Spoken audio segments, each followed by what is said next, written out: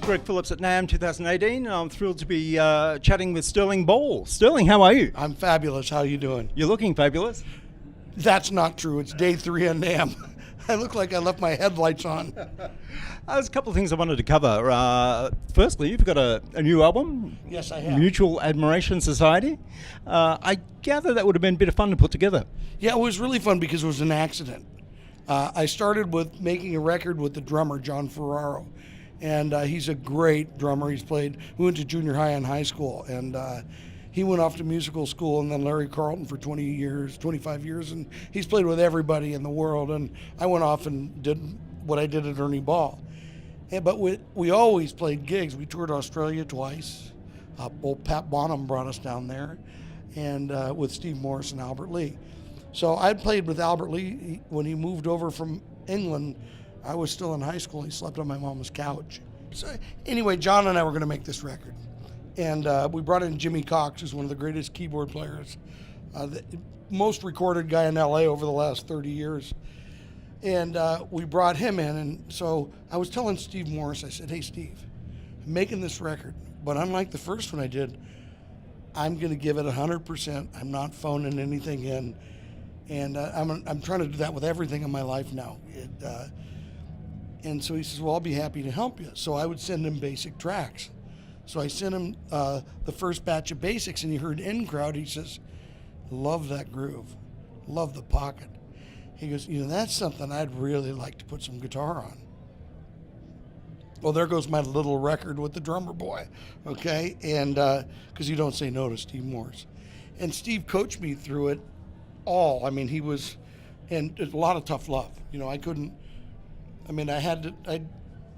I think he knew that I was serious, but he took it serious to help me. So then Luke heard about it. He said, wait a minute, Steve Morse is playing on the record and he didn't ask me. I said, well, I didn't ask Luke. Okay. So, okay, well, send me a track. So we sent him, so do you have any preference? He goes, just send me anything. So I sent him Baby Please Don't Go, the B-side to Gloria. And Luke goes, I get it, and it's 58 bars in E, vamping. Thanks, okay? And if you listen to his solo, it's really good, okay? And I think that shows what a musician he is. So one by one, then Vi heard about it, because they're on an email chat, Vi and Luke. And Vi says, I loved the other record, my first EP, and he goes, and I hear these guys have played it, and I heard Steve Morse's track. He goes, it's really interesting, man. I'd like to play on a song. Now, Vi's in. So I didn't send Vi a track. He said, I'll think of a song and call you. And he called me, he says, Sugar Shack. I said, you mean the... Yeah. Wow. So we cut it. And we cut it straight. We cut it just like the record. And then Vi did what he did. So then Jay Graydon. Hey, man. So Jay talks. Man, you got all the cats. You don't have me. Okay, so we gave him a song we wrote. Anyway, it's a long story, but then Petrucci goes, well, this is kind of a problem for me. Well, actually, Albert before that. Albert was on tour, and I said that Steve joined the record, and Albert goes, well, you better have a track or two for me. So then I put Albert in. We were never in the studio at the same time with any of these guys. Albert thought I would be, but I was at a barbecue contest because I do that professionally. But Petrucci was so funny. He goes, you guys are all about a decade older than me, and I don't really know your songs. And he goes, if I could think of something to play, I'd love to be on the record. I said, well, what people don't know about you is you're a Disney fan. He's a Disney freak. He and his wife have a timeshare. I think they've gone there without the kids, okay? So we came up with that Disney medley, which is Zippity Doo Dah to, or When You Wish Upon a Star to Zippity Doo Dah to Main Street Electrical Parade to It's a Small World. And the funny thing about Small World, it's a ride at Disneyland, but it was done by an artist named Roland Fargo Crump, who was my dad's classmate. And he did the Ernie Ball Slinky and the Ernie Ball logo, So we finished the record pretty much with the song from the theme park ride that the guy did Slinky. That's amazing. Yeah. Thing is, all those guys, or most of them, play very complex music usually. So these are rock standards. It was a change for them. Well, I think part of it is I think they got the I think they got the vibe. They got what I was trying to do, and they loved John. They loved Jim. And I think they were we're such good friends. And I'm godfather to most of those people, most of those players' kids, not Vi's, or not Petrucci's, but Albert, Luke, and Steve Morse. I'm godfather, so I don't think they would have done it and wouldn't have asked if it wasn't quality. And what we did, it's still my record and John and Jim's record. So every other song is all me. And but even the tracks they played, other than Vi's, I play every other instrument other than keyboards. And so I play electric guitar, acoustic guitar, mandolin, ukulele, baritone guitar, 6-string bass, 4-string bass, and stand-up bass. Were there additional tracks that didn't make the cut? Yeah, well, there's ones we just didn't finish because we're getting ready to do the next album, the third record. Come on in, Steve. It's perfect. We have a guest here.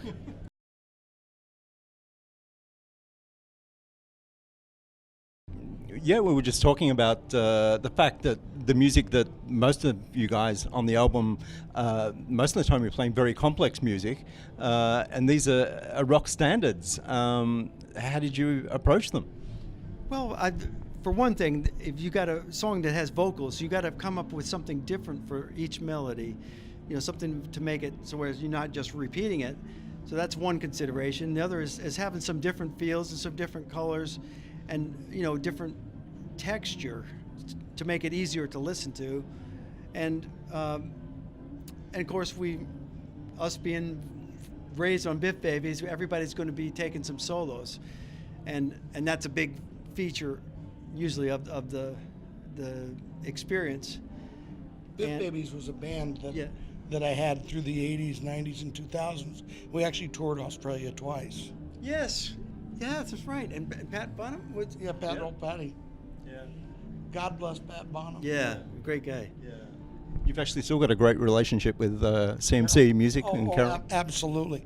He was asking why you guys wanted to play on it, and because it felt so good to me.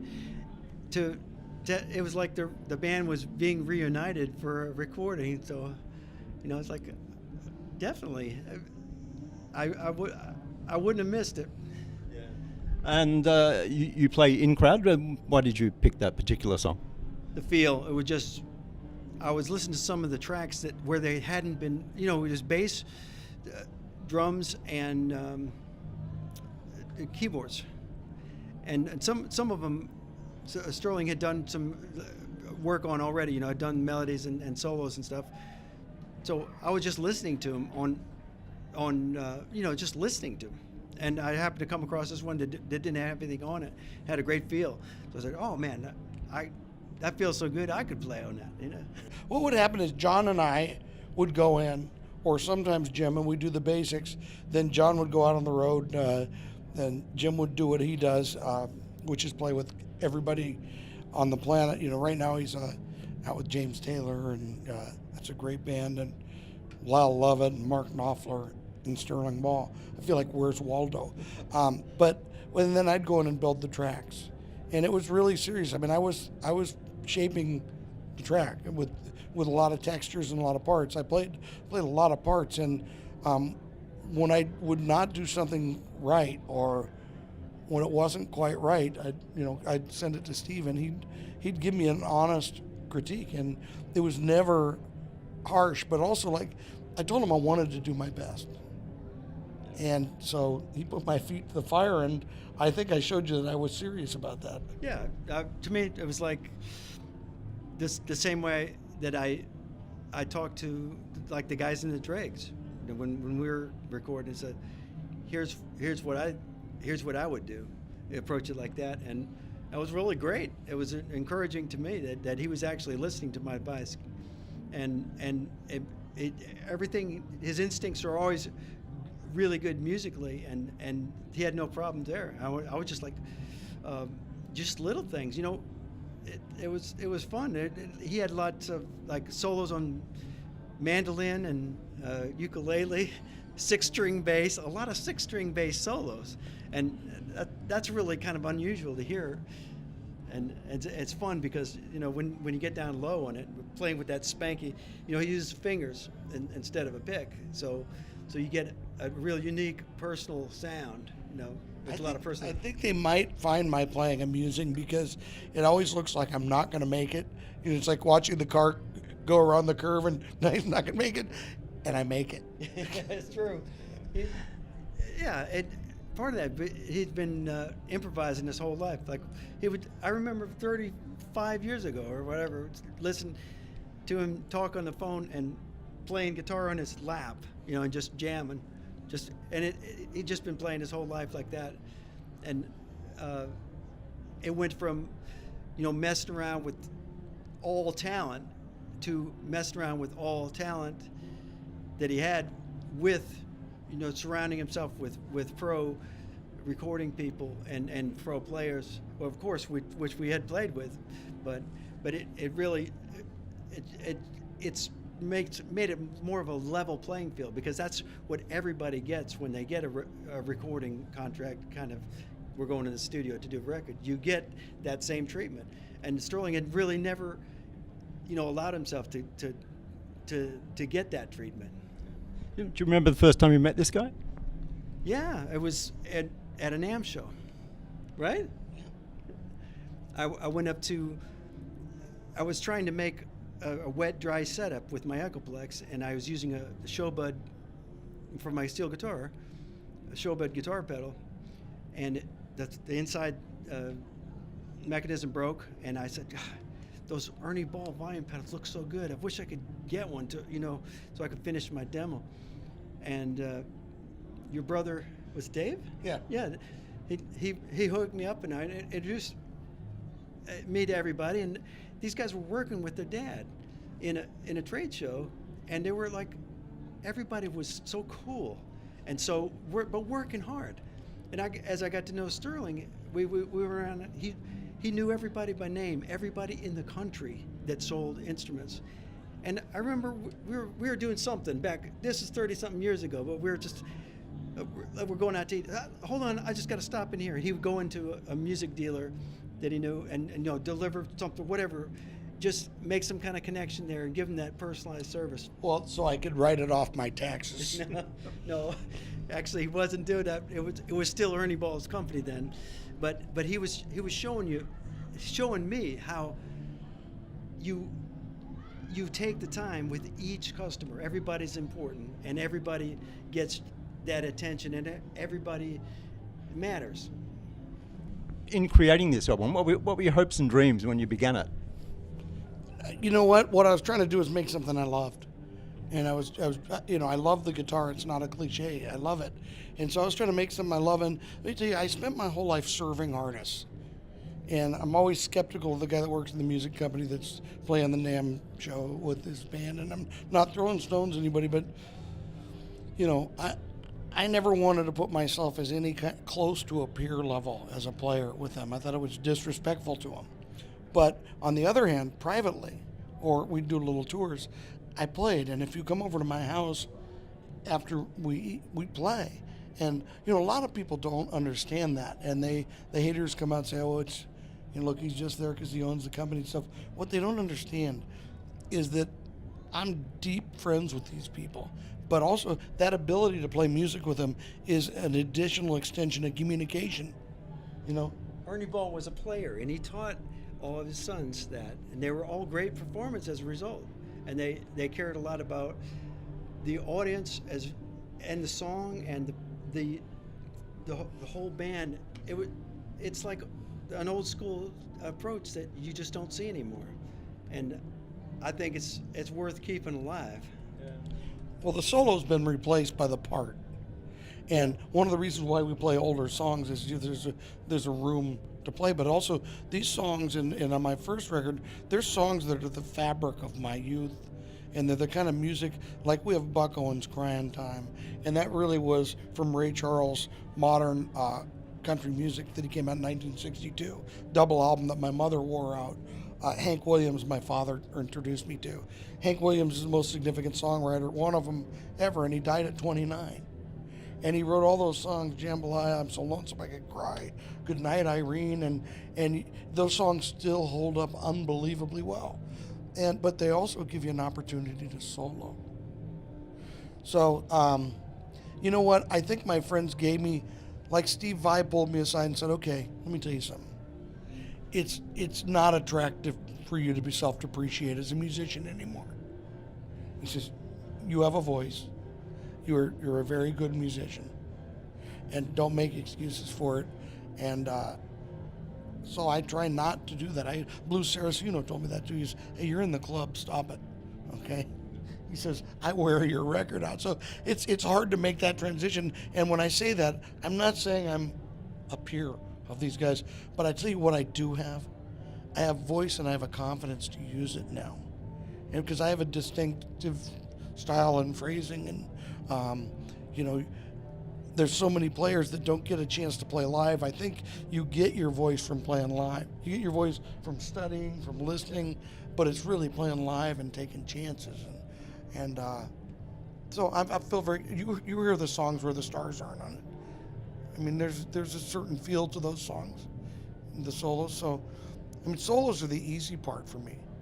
I mean, I went in there the first time and I did 17 solos in a row on the first song, and the engineers laughing at me because you could have stopped at like the second.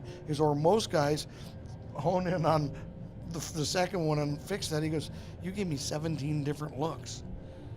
I said, "Is that bad?" I'm sorry. Did you know exactly what you were going to do with your part when you?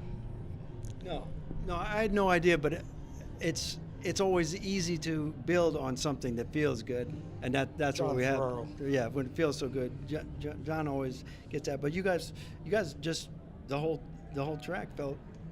There's a breakdown in that song, and the interesting part is I've been playing John since we were like teenagers, early teens, and when we played that song, there wasn't planned we're going to break down there.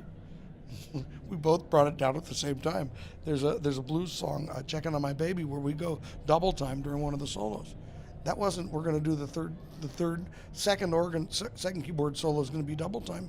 We just started playing double time, and that's that band thing, that's when you've got the greatest thing is when just go for it, and it's not a coincidence when it happens all the time. I mean, John taught me so much about dynamics and stuff that it's worth talking more about John. What he did. He's right, exactly. Without ever being pushy or assuming, he would steer the band's dynamics a lot, just in gigs, and that's what I heard in in crowd was he bring it down. I basically was following him, so it made it natural. He's such a musical drummer, Yeah. and he may not get. I don't want to say he doesn't get his due because he's in his 60s and he's still working. I mean, he's working right now with Burt Bacharach, Burt's going to be 90 years old and does a 2-hour show. And Burt's catalog is unbelievable. I mean, I don't care if you're young or not, and you haven't heard of him, Google it and look at all the songs this guy wrote. And last week he's doing Elvis Costello with Burt, and he's a working musician, but he's such a talented and sensitive musician. And to be a great studio player, you have to have that thing. They call it a chameleon, but it's really you got to have a great feel in all, and that feel is what determines the whole thing. Listen, if I lost Jim and John, I wouldn't make a record. Have you guys all spoken about your parts now that you've heard the album? The result? We all listened together as a group, and everybody made their comments all at once in that video. Yeah, and then we couldn't get clearance on the tune, so we couldn't use that part of the video. But Vi said it best. When was the last time you sat down and listened to an album with your friends? And we did. My friends just happened to be some of the greatest voices. I want to talk about these guys. If you hear, there's a world of Albert clones, but when you hear Albert Lee, the first note, it's Albert. It's touch attack. Steve Morse. The vibrato. The harmonics. The picking. He's got. The players on this. I don't want to beat the voice down, but Steve Lukather. When you think about Steve Lukather as a soloist, what do you think? I think he's really free and fiery, and he can also, because he's such a mature player has been done so much, he can go outside and bring it right back in and hold your attention. He can go, he's got like jazz, pop, rock, and blues influences all rolled into one. Well, I think it's a wonderful album, Sterling. I played a lot in the car. I think it's a great travel album. If I get a bad review, look out. Could be incontinence for about 6 months, the curse. Eek. Okay. No, I've got a lot of power in this business. Yeah. I think you've really done a great job, and it's a fun album too. And it's fun, exactly. That's he sets the tone for that. It's a fun album.